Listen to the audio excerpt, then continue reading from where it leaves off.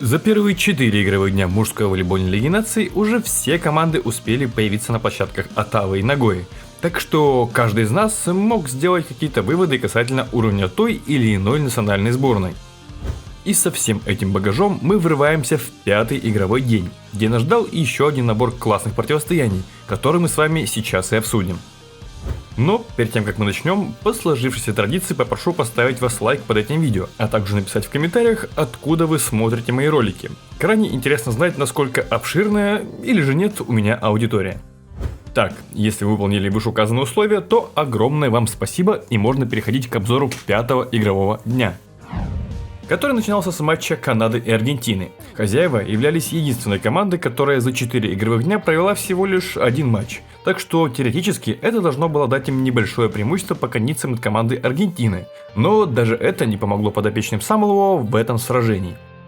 Аргентинцы с первых же розыгрышей показали, что атаки их оппонента будет сегодня непросто. Блок стал основным ключом к успеху южноамериканцев. И если до 4-го сета Канаде удавалось показывать действительно конкурентный волейбол и даже забрать один игровой отрезок себе, то когда Бруно Лима вышел на площадку в стартовом составе, шансы Кленовых на успех резко сократились. Райан Склейтер и Лучано Висентин стали самыми результативными игроками матча. Оба игрока достигли отметки в 18 набранных очков. Чем отметились другие участники этого поединка, вы можете увидеть в данном протоколе. Следующими выяснять отношения вышли Франция и Словения. Как правило, эти команды дарили нам интересный, интенсивный и интригующий волейбол, но в той форме, в которой они находятся сейчас, достаточно сложно было предсказать, чем же все может закончиться в этот раз. Крецу решил вернуться к составу, который принес его команде победу в первом матче, поэтому бедняга Чебуль снова отправился на позицию диагонального, и забегая вперед, ничего хорошего из этого не вышло. Лишь во втором игровом отрезке Клемент показал хоть какую-то адекватную эффективность в атаке, что и позволило Словении добиться уверенной победы. В первом сете им далось все гораздо сложнее. Франция заходила с небольшим преимуществом в концовку. За счет атаки в блок от Тили и ошибки на сетболе от Фора, номинальные гости забрали стартовый отрезок себе. Таких роскошных подарков Франция решила больше в этом матче не делать.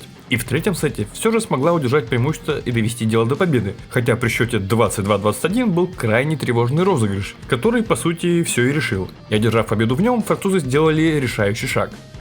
Но, к сожалению для Франции, этот шаг так и остался последним в попытке дойти до камбэка. Словения задушила своего оппонента на блоге и отпраздновала победу в этом матче. Рок Можич набрал 21 очко, что позволило ему стать самым результативным игроком этого поединка. Результат матча и итоговая статистика сейчас находятся перед вами. Иран в погоне за своей первой победой на турнире повстречал Китай. Возможно, все могло бы закончиться и в 3 сетах, но минутная расслабленность иранцев позволила Китаю не только настигнуть своего оппонента по счету на табло, а также после ошибки монструозного в первом сете Амина добавить победу в первом игровом отрезке в свою копилочку. Данная неудача только разозлила Иран. Дальше они уже не оставили Китаю никаких шансов на успех, а Исмаил Нижат в 4-м сете чуть ли не в одиночку за счет подачи смел своих соперников. Очевидно, что именно диагональный сборной Ирана стал самым результативным игроком этого матча. Отметка в 26 набранных очков стала недосягаемой для других участников этого противостояния.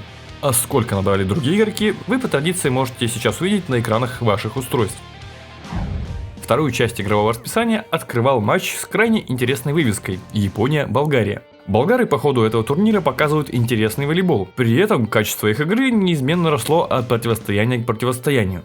Чаще всего зеленым не хватало стабильности по ходу первых матчей. Ее же и не хватило и в этой встрече. В решающих эпизодах сетов игроки сборной Болгарии допускали странные ошибки, причем такие, что в статистике вы их и не заметите. Вроде смотришь на экран, а тут у Болгарии и блоков, и эйсов больше, да и соперник допустил больше результативных ошибок, но при этом счет матча 3-0 и далеко не в пользу Болгарии.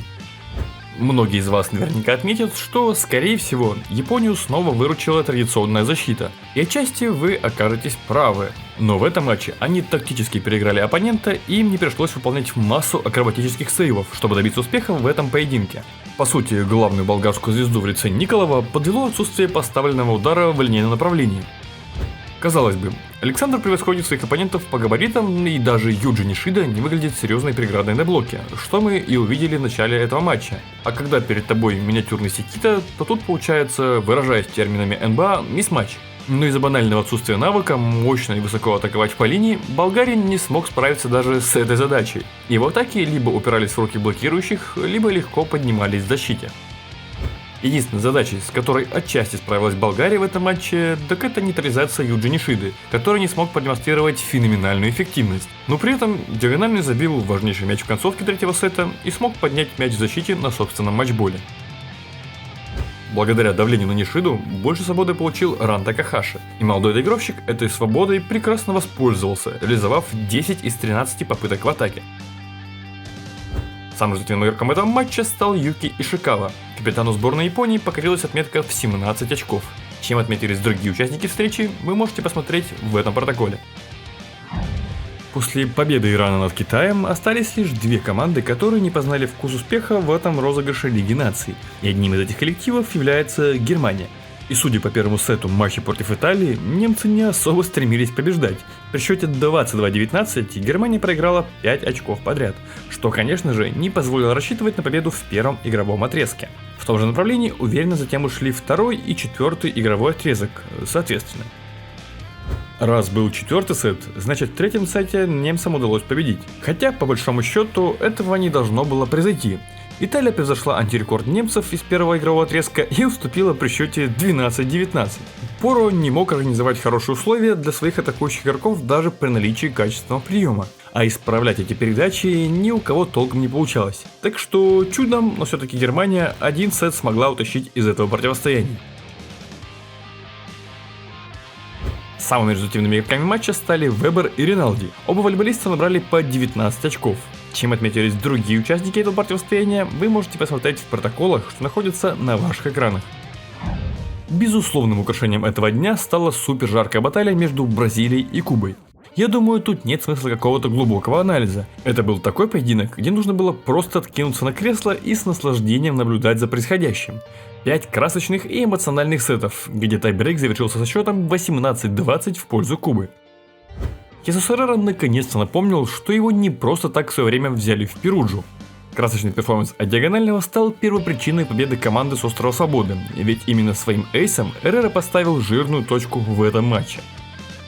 Также нельзя не отметить потрясающую работу центральных блокирующих обеих команд. Да, в этом матче мало кто прибегал к каким-то изобретательным атакам, и задачи у блока были чуть проще, но это никак не умаляет их заслуг. Эррера набрал 30 очков, что и позволило ему стать самым результативным игроком этого потрясающего матча. Итоговый протокол этой встречи вы можете сейчас наблюдать на своих экранах. Так, сегодня было крайне много работы, поэтому, к сожалению, вынужден был затянуть с обзором. Прошу меня простить. Но мне кажется, что лайк за свои старания я все-таки заслужил. Жду вас завтра на заключительном обзоре первой игровой недели мужской волейбольной лиги наций. Там мы сразу и подведем некоторые итоги.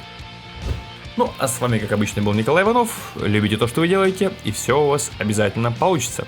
Скоро увидимся. Пока.